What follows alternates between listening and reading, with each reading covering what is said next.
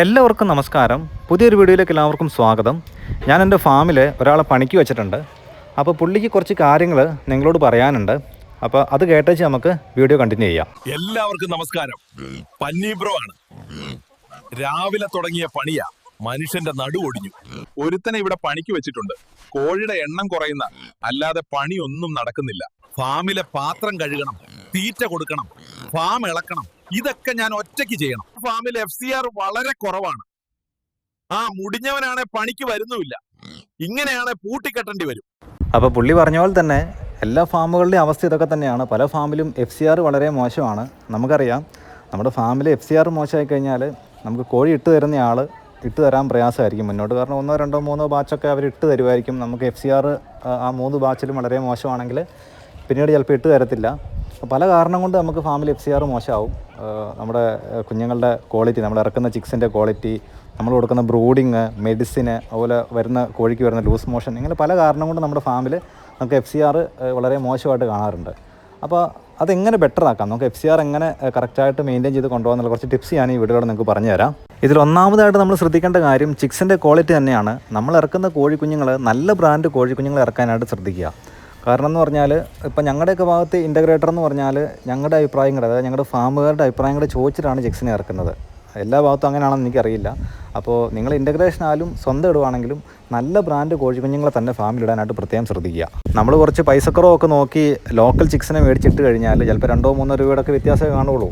അത് നമ്മൾ മേടിച്ചിട്ട് കഴിഞ്ഞാൽ നമുക്ക് അത് നമ്മൾ എത്ര നല്ല ഫീഡ് കൊടുത്താലും മെഡിസിനോ അല്ലെങ്കിൽ ലൂസ് മോഷനൊന്നും വന്നിട്ടില്ലെങ്കിൽ പോലും അതിനൊരു പരിധി കൂടുതൽ ഗ്രോത്ത് കിട്ടാനായിട്ടുള്ള സാധ്യത വളരെ കുറവാണ്. ഇനി അടുത്ത പ്രധാനപ്പെട്ട കാര്യം ബ്രൂഡിംഗ് ആണ്. ഞാൻ ഒരുപാട് ഡീറ്റെയിൽ ആയിട്ട് പറയുന്നില്ല, കാരണം വേഗം പറഞ്ഞു പോകുന്നേ ഉള്ളൂ, ഒരുപാട് വീഡിയോ ലെങ്ത് ആക്കുന്നില്ല.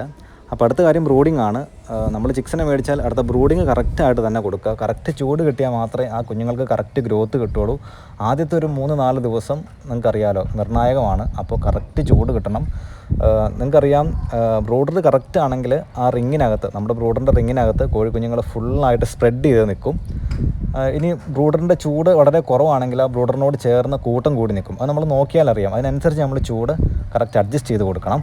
ഇനി അടുത്ത ഇമ്പോർട്ടൻ്റ് കാര്യം എന്താണെന്ന് വെച്ചാൽ സ്പേസ് മാനേജ്മെൻ്റ് ആണ്. നമുക്കറിയാം, നമ്മുടെ കോഴിക്കുഞ്ഞുങ്ങൾ വളരുന്നതനുസരിച്ച് നമ്മൾ സ്പേസ് കൂട്ടി കൊടുക്കണം. അവർക്ക് കറക്റ്റ് വളരാനുള്ള സ്പേസ് കിട്ടിയാൽ മാത്രമേ നല്ല ഗ്രോത്ത് കിട്ടത്തുള്ളൂ. അപ്പോൾ അതിന് കറക്റ്റ് അനുപാതികമായിട്ട് ഓരോ ഘട്ടത്തിലും ഓരോ ദിവസം, അതായത് ഓരോ ആഴ്ച അല്ലെങ്കിൽ ഇത്ര ദിവസം കഴിയുന്നതനുസരിച്ച് നിങ്ങൾ കോഴിക്കുഞ്ഞുങ്ങൾക്ക് കറക്റ്റ് അവരുടെ കാല് ഓടാനുള്ള ഒരു സ്പേസ് നമുക്ക് കറക്റ്റ് ഫാമിൽ കാറ്റൊക്കെ കയറി ഇറങ്ങാനുള്ള ഒരു സ്പേസ് എപ്പോഴും നിങ്ങൾ മെയിൻറ്റെയിൻ ചെയ്ത് കൊണ്ടുപോകണം ഫാമിൽ. പിന്നെ ഇമ്പോർട്ടൻ്റ് കാര്യം എന്താണെന്ന് വെച്ചാൽ ലൂസ് മോഷൻ വരാതെ നോക്കുക എന്നുള്ളതാണ്. ലൂസ് മോഷൻ വന്നു കഴിഞ്ഞാൽ വെയിറ്റ് ലോസ് വരാൻ സാധ്യത വളരെ കുറവാണ്. ലൂസ് മോഷൻ കണ്ടുവരുന്ന ഒന്ന് നമ്മൾ പ്രീ സ്റ്റാർട്ടറിൽ നിന്ന് സ്റ്റാർട്ടറിലേക്ക് മാറുന്ന ഒരു 13-14 ദിവസത്തിലൊക്കെ കണ്ടുവരുന്നുണ്ട്. അതുപോലെ പിന്നെ ഫിനിഷർ 25 ദിവസത്തിന് മുകളിലേക്കും ലൂസ് മോഷൻ കണ്ടുവരുന്നുണ്ട്.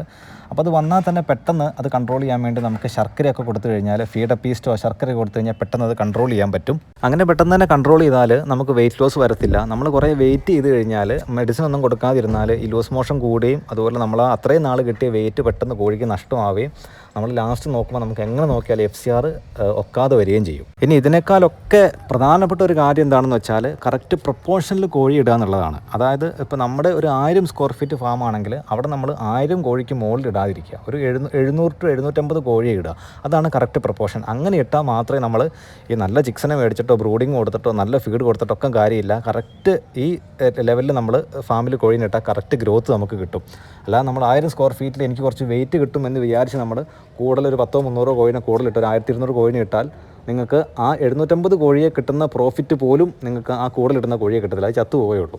അതുകൊണ്ട് കറക്റ്റ് പ്രൊപ്പോർഷനിൽ എപ്പോഴും ഫാമിൽ കോഴി ഇടാനായിട്ട് പ്രത്യേകം ശ്രദ്ധിക്കുക. അപ്പോൾ ഈ കാര്യങ്ങളൊക്കെ നിങ്ങൾ ചെയ്ത് കഴിഞ്ഞാൽ ഒരു പരിധി വരെ നമുക്ക് കറക്റ്റായിട്ട് FCR നമ്മുടെ ഫാമിൽ മെയിൻറ്റെയിൻ ചെയ്ത് കൊണ്ടുപോകാൻ പറ്റും. പിന്നെ അസുഖം കാര്യങ്ങളൊക്കെ വരുന്നതിന് നമ്മൾ കറക്റ്റായിട്ട്, ഞാനിത് പറഞ്ഞിട്ടില്ല, അസുഖം കാര്യങ്ങളൊക്കെ വരുന്നതിന് കറക്റ്റായിട്ട് തുടക്കത്തിലേ മെഡിസിൻ കൊടുക്കണം. അപ്പോൾ ഇതൊക്കെ ചെയ്താലേ ഈ കറക്റ്റ് FCR നമുക്ക് കിട്ടത്തുള്ളൂ.